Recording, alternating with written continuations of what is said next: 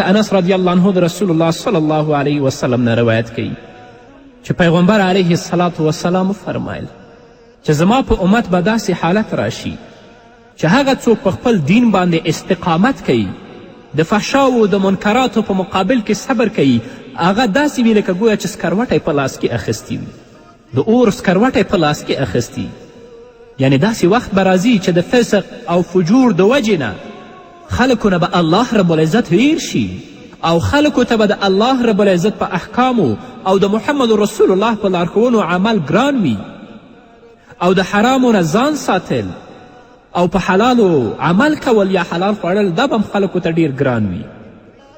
نو څوک چې په دې وخت کې د الله په دین باندې استقامت کوي د فحشاو د منکراتو په مقابل کې صبر کوي هغه داسې وي لکه ګویا چې سکروټی په لاس کې اخیستی. دا حالت نن ورځ په موږ او تاسو باندې راغلی.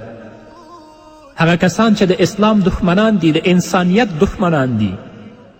تل لپاره دا تلاش کوي او د خپل ټول امکانات او وسایل په لار اچولي چې مسلمان او مسلمان ځوان څنګه د دې دین نه منحرف کړي او تل لپاره د دې وحشیانو لاسونه د مسلمانانو په وینو باندې سره دي او هغه غافل مسلمانان چې هغوی په فساد او فحشا او منکراتو کې ګیر دي الله ترې ویر دی د حرامو د حلالو په منځ کې تفکیک نه کوي او د اسلام او د انسانیت دښمنانو ته زمینه د فساد برابره کړي. نو هغه څوک چې په دې وخت کې د الله په دین باندې صبر کوي استقامت کوي د دې په مقابل کې مبارزه کوي داسې ده لکه سکروټی په لاس کې اخیستی. الله دې په موږ رحم وکړي. همدارنګه حضرت ابي هریره رضی الله عنه د رسول الله صلی الله علیه وسلم نه روایت کوي چې پیغمبر علیه الصلاة وسلام وفرمیل قال رسول الله صلى الله عليه وسلم إنك في زمان من ترك فيه عشر ما أمر هلك ثم يأتي زمان من عمل فيه بعشر ما أمر نجا. رواه الترمذي. حضرت ابي هریره د رسول الله صلی الله علیه وسلم نه روایت کوي چې پیغمبر علیه السلام وفرمایل چې ابي هریره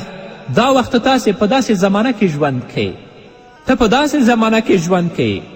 که هر څوک په دې زمانه کې د الهي احکامو په لویه برخه باندې عمل کوي او صرف لسمه برخه پرېږدي نو هغه هلاک کیږي او د هغو خیر نشته. او وروسته به داسې زمانه راشي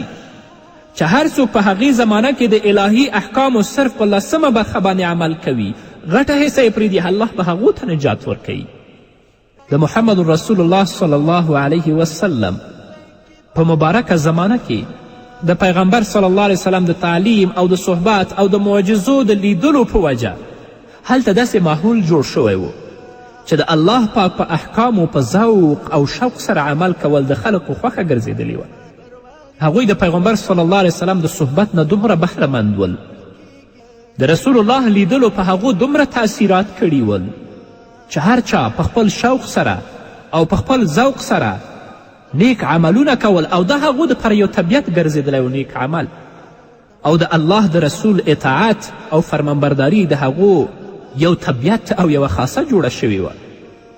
نو په داسې وخت کې او په داسې زمانه کې چې کوم سړی د الله پاک په احکامو کې لږ کوتاهي کوي نو د دې په باره کې په حدیث کې رسول الله فرمایلی چې د هغه قصور او د هغه کوتاهي د سزا قابل د الله به هلاک کی. لکه څنګه چې شاعر فرمایي قریبان را بیش بود حیرانی. د دې سره محمد رسول الله صلی الله علیه وسلم وفرمیل چې یو داسې وخت به هم راځي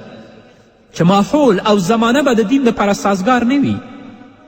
لکه څنګه چې په مخکې روایت کې ما تاسو ته ولوستل چې په دین باندې قائم پاتې کیدل او په دین باندې استقامت کول به داسې لکه سکروټه په لاس کې اخیستل. د داسې زمانې په هکله محمد رسول الله فرمایلی دي چې دغه وخت به د الله بندگان که د شریعت په احکامو لږ هم عمل کوي نو الله رب العزت به هغو ته نجات ورکوي او د الله د عذاب نه به خلاصیږي. د پیغمبر علیه الصلاة وسلام په حدیث کې چې لفظ د عشر ذکر شوی د هغه نه متعینه لسمه حصه نه ده بلکې د ډیرو په مقابل کې لږ تیر مراد دي چې یعنې ډیر د الله رب العزت په احکامو عمل کوي که لږ یو څه هغوی سرغړونه هم کوي بیا به الله دوی ته نجات ورکوي. نو دا هم فتنه ده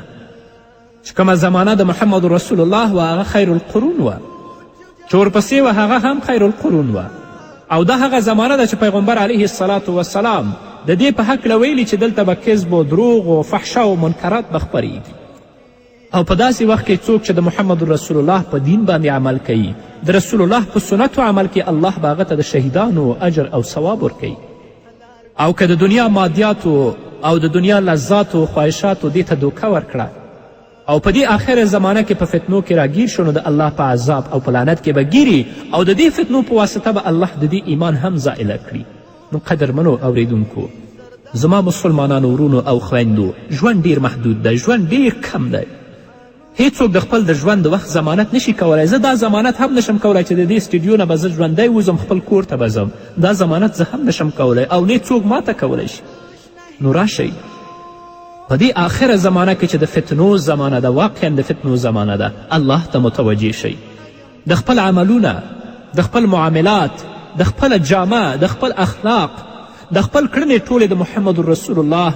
صلی الله علیه وسلم د لارښوونو مطابق بوزئ تر څو چې الله د دې تباهکلو فتنو نه موږ بچ کړي او په خپل رحمت کې الله رب العزت موږ راونغاړي.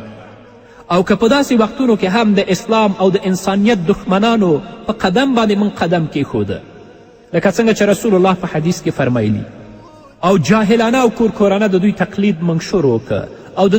د دنیا په خواهشاتو باندې موږ مصروف شو، د الله نه، د عباداتو نه، د قبر نه او د جهنم نه، د جنت د احوالو نه موږ غافله شو، نو بیا دا فتنو کې به راګیر شو او زموږ د ایمان د زوال سبب به وګرځي. په دنیا کې به هم ذلیله یو او په آخرت کې به هم رسوا یو. الله رب العزت دې موږ ته توفیق راکړي چې تل لپاره د الله د احکامو د اوامرو پابند یو او د خپل د محدود ژوند نه، د دې کم ژوند نه په استفادې سره د خپل د آخرت ژوند ښایسته کړو. تل لپاره د الله کلام ولولو، د محمد رسول الله احادیث ولولو. هغه څوک چې په کورنۍ کې پلرونه دي، میندې دي، هغوی خپل اولادو ته اسلامي تربیت ورکړي. او هغه څوک چې ځوانان دي، هغه دې هم په ځواني کې الله ته متوجه شي چې الله په موږ باندې رحم وکړي.